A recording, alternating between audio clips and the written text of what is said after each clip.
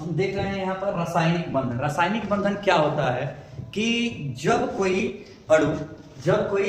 अणु में परमाणु जिस बंधन द्वारा, जिस बल द्वारा एक दूसरे से जुड़े रहते हैं, जब किसी अणु में परमाणु जिस बल द्वारा एक दूसरे से जुड़े रहते हैं, उसी बल को क्या कहते हैं? रासायनिक बंधन। क्या कहते हैं? रासायनिक बंधन। रासायनिक बंधन क्या होता है? फिर से एक बार बोल दे रहे हैं, ध्यान से सुनिएगा कि जब कोई अणु अपने परमाणुओं को जिस बल द्वारा एक दूसरे को जोड़े रहता है, बांधे रहता है, उसी बल को क्या कहते हैं? रासायनिक बंधन। अब ये रासायनिक बंधन जो होता है 3 तरह का होता है। कौन कौन? विद्युत संयोजक बंधन, सहसंयोजक बंधन और उप सहसंयोजक बंधन। विद्युत संयोजक बंधन, सहसंयोजक बंधन और उप सहसंयोजक बंधन। विद्युत संयोजक बंधन क्या होता है और विद्युत संयोजक बंधन में क्या होता है? आप देखते हैं यहाँ पर कि विद्युत संयोजक बंधन में क्या होता है? इलेक्ट्रॉन के स्थानांतरण से जो बंध बनता है उसको हम लोग क्या कहते हैं? विद्युत संयोजक बंधन। क्या कहते हैं उसे? विद्युत संयोजक बंधन। इलेक्ट्रॉन के स्थानांतरण से मतलब इलेक्ट्रॉन हमेशा के लिए दे देगा, किसी दूसरे को हमेशा के लिए दे करके और खुद को स्टेबल करेगा, अस्थायी करेगा, तब उस बंधन को हम लोग क्या कहते हैं? विद्युत संयोजक बंधन। दूसरा है हमारा कौन सा? सहसंयोजक बंधन। सहसंयोजक बंधन में क्या होता है कि परमाणुओं के बीच इलेक्ट्रॉन की साझेदारी होती है, बराबर इलेक्ट्रॉन की साझेदारी होती है, बराबर इलेक्ट्रॉन की साझेदारी होती है, तो उसको बोलते हैं सहसंयोजक बंधन। और इलेक्ट्रॉन हमेशा के लिए दे देता है किसी को, जैसे भिखारी को अगर भीख दे देते हैं तो हमेशा के लिए दे देते हैं, उससे फिर वापस लेने की उम्मीद नहीं रखते हैं, तो उसी तरह से ये हमेशा के लिए दे देता है, तो उसको बोलते हैं विद्युत संयोजक बंधन। और सहसंयोजक बंधन, जितने इलेक्ट्रॉन आप दे रहे हैं दूसरे को, फिर उतना ही इलेक्ट्रॉन रिटर्न लेंगे, यानी बराबर की साझेदारी करेंगे, उसको बोलते हैं सहसंयोजक बंधन। क्या कहते हैं? सहसंयोजक बंधन। सहसंयोजक बंधन जो होता है 3 प्रकार का होता है। कितने प्रकार का होता है? 3 प्रकार का होता है। कौन कौन? तो एकल सहसंयोजक बंधन यानी सिंगल बॉन्ड, उसके बाद से डबल बॉन्ड, उसके बाद से triple bond. Single bond, double bond, triple bond. एकल बंधन, द्विबंधन, त्रिबंधन। एकल बंधन, द्विबंधन, त्रिबंधन। ठीक है, कितने होते हैं? 3 प्रकार के होते हैं। कितने प्रकार के होते हैं? आपको सहसंयोजक बंधन कितने प्रकार के होते हैं? तो 3 प्रकार के होते हैं। कौन कौन? यहाँ पे देख लेते हैं हम लोग। ठीक है, एक बार लिख देते हैं हम यहाँ पर, ध्यान देंगे कौन कौन? सिंगल बॉन्ड, डबल बॉन्ड और ट्रिपल बॉन्ड। कौन सा? सिंगल बॉन्ड, सिंगल बॉन्ड, ठीक है, डबल बॉन्ड, डबल बॉन्ड और ट्रिपल बॉन्ड। ट्रिपल बॉन्ड कितने?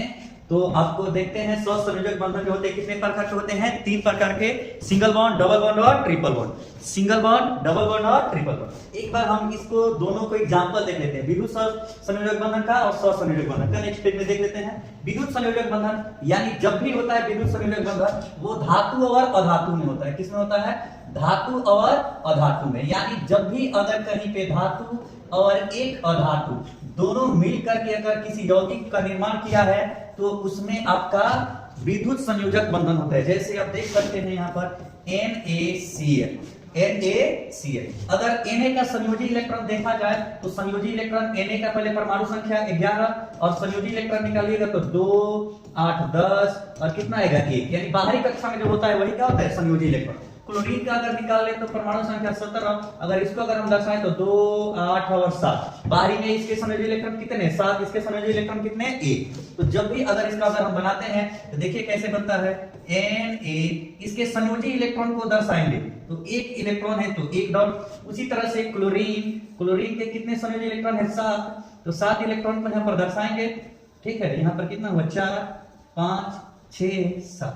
अब दोनों के दोनों अस्थायी होना चाहेंगे। इसमें दोनों जो यहाँ के परमाणु है सोडियम के और क्लोरीन के, दोनों अस्थायी होना चाहेंगे। तो ये सोचेगा कि हम अपना 1 इलेक्ट्रॉन इसको दे दें। जब 1 इलेक्ट्रॉन अगर अपना किसी को दे दें तो बाहरी कक्षा इसका भरा रह जाएगा, और इसे 1 इलेक्ट्रॉन की जरूरत है, इसे 1 इलेक्ट्रॉन की जरूरत है, 1 इलेक्ट्रॉन इसे मिल जाएगा तो इसका बाहरी कक्षा 8 इलेक्ट्रॉन से भरा रह जाएगा।